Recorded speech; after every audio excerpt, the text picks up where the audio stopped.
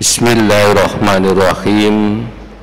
Assalamualaikum warahmatullahi wabarakatuh.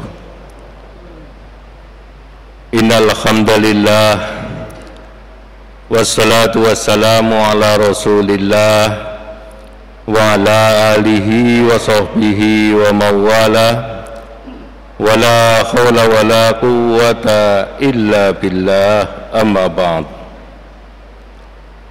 Hadirin jamaah salat zuhur yang dimuliakan Allah, dikisahkan di suatu tempat dikabarkan ada seorang wali yang terkenal memiliki banyak karomah, sehingga banyak orang yang begitu terkagum-kagum terhadapnya.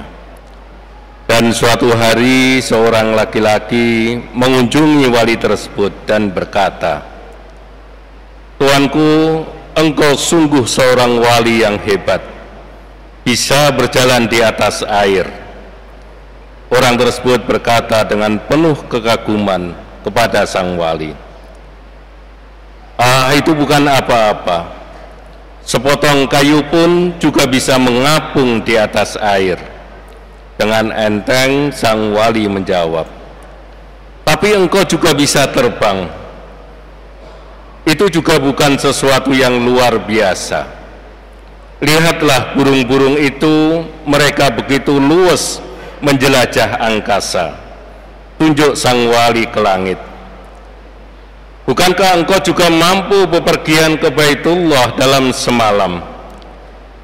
Setiap pengelana yang kuat pun akan mampu pergi dari suatu tempat ke tempat yang lain dalam waktu yang singkat." Jawab sang wali. Masih dengan penasaran, lelaki itu berkata, "Menurut kabar, engkau juga bisa menggandakan uang." Dengan kaget sang wali balik bertanya, "Kata siapa? Kalau bisa menggandakan uang, tentu saya sudah sangat kaya raya." "Tidak benar itu," ucap wali mengoreksi berita yang tidak benar tentang dirinya. "Kalau begitu, apa kehebatan seorang hamba bahkan wali?" Dengan antusias laki-laki itu bertanya ingin tahu. "Seorang wali adalah dia yang selalu mampu melekatkan hatinya tidak kepada sesuatu pun selain kepada Allah." Jawab sang wali. Hadirin jamaah rahimakumullah, di antara akidah ahlu sunnah wal jamaah adalah membenarkan adanya karomah wali. Yang dimaksud dengan wali di sini adalah para hamba Allah yang beriman dan dekat dengan Allah Subhanahu wa ta'ala, sebab mereka mentauhidkan Allah dalam beribadah dan mengikhlaskan amalan hanya kepada Allah, serta konsisten dan istiqomah di dalam menjalankan syariat Islam.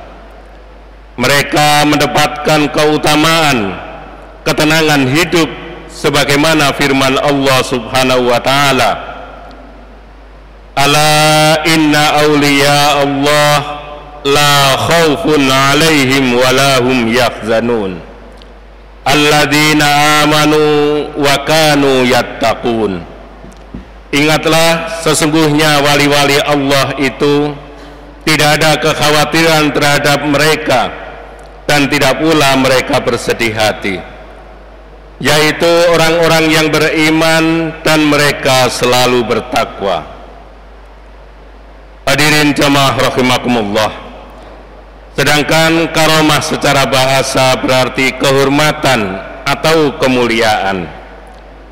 Karomah wali adalah perkara luar biasa yang Allah jadikan pada diri sebagian walinya sebagai pemuliaan bagi mereka. Selain itu, karomah juga sering dimaknai sebagai kejadian di luar logika dan kemampuan manusia biasa yang terjadi pada diri seseorang yang berpredikat sebagai wali. Namun perlu kita ketahui bersama bahwa di zaman sekarang banyak orang yang terjerumus dalam kesesatan dalam masalah karomah wali. Mereka berlebihan sampai-sampai menganggap sihir dan perdukunan itu sebagai suatu karomah. Jamaah rahimakumullah, ada perbedaan yang jelas antara karomah wali dengan sihir dan perdukunan. Karomah dijadikan oleh Allah untuk terjadi pada diri orang-orang yang soleh, sedangkan sihir dan perdukunan dilakukan oleh orang-orang sesat yang ingin menyesatkan manusia dari petunjuk Allah dan meraup keuntungan yang bersifat material. Syekh Abdurrahman As-Sa'di rahimahullah menjelaskan, syarat dikatakan karomah adalah ia terjadi pada orang-orang yang lurus imannya dan mengikuti syariat.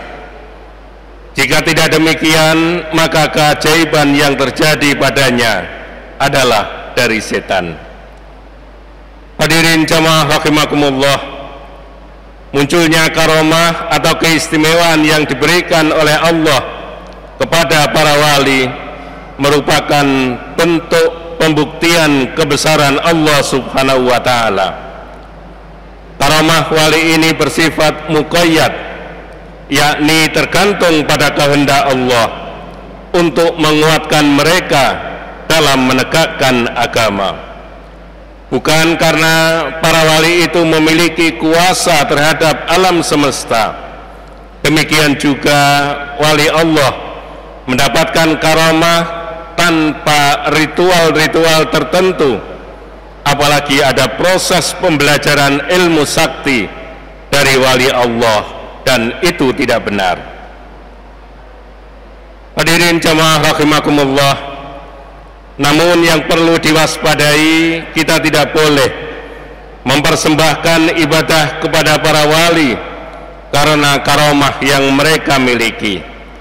Sebab mempersembahkan ibadah kepada para wali jelas merupakan perbuatan syirik.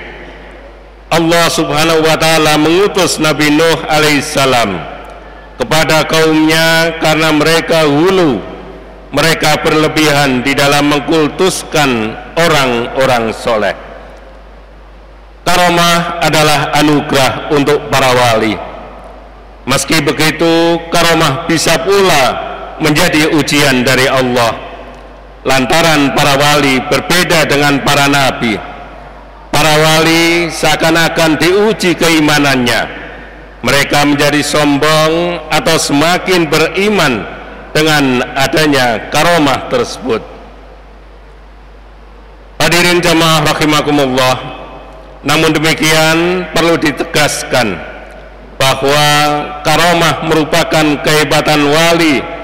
Karomah yang merupakan kehebatan wali yang paling hakiki tidak lain adalah keterpautan hati mereka yang terus menerus, yang tidak pernah berhenti, tidak pernah terputus dan selalu terjaga dengan Allah Subhanahu wa ta'ala.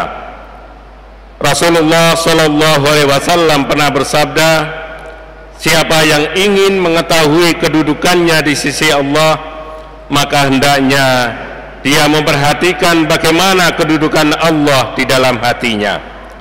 Sesungguhnya Allah menempatkan hambanya sebagaimana hamba itu menempatkan Allah di dalam jiwanya atau hatinya. Keterpautan hati dengan Allah ini dilakukan dengan dzikir dan mengingat Allah dalam setiap waktu dan setiap kondisi. Sebagaimana firman Allah, fadhkuruni adzkurkum washkuruli wala takfurun. Maka ingatlah kepadaku, aku pun akan ingat kepadamu. Bersyukurlah kepadaku dan janganlah kamu ingkar terhadapku.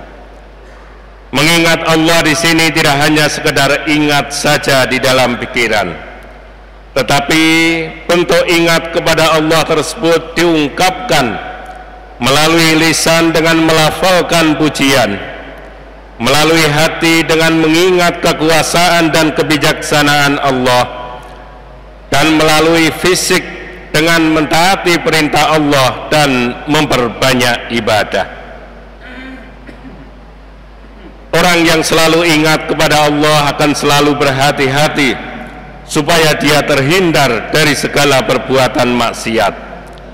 Sebaliknya, orang yang jauh dari mengingat Allah akan mudah lalai dan menganggap ringan perbuatan dosanya, sehingga dia tidak akan menyesal, bahkan justru di lain waktu dia akan melakukannya lagi.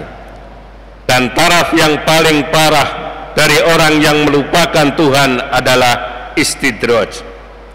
Hal itu ditandai dengan melimpahnya kenikmatan, tetapi justru membuat si pelaku jauh dari rahmat Allah.